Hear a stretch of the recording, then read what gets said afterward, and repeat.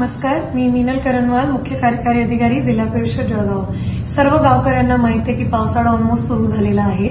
मी एक गावाला व्हिजिट करताना मला बरेचसे उकिरडे, नाली काठाजवळ, रोडच्या जवळ, जिथून पाणी पुरवठा होते त्या टाकीच्या जवळ किंवा एखाद्या ठिकाणी पाय फुटलेली होती तिथे मला बरेचसे उकिरडे पडलेले मी पाहिली.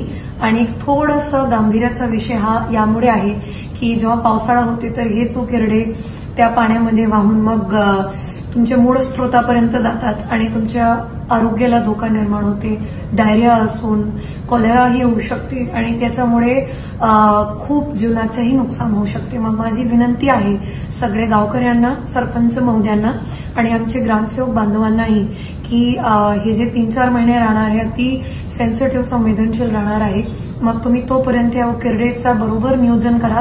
त्याला एका ओपन स्पेसवर, खुल्या शेतात, जिथे पाण्याचं पायपीचा दूर दूर तक संबंध येऊ नये अशा ठिकाणी करा. धन्यवाद.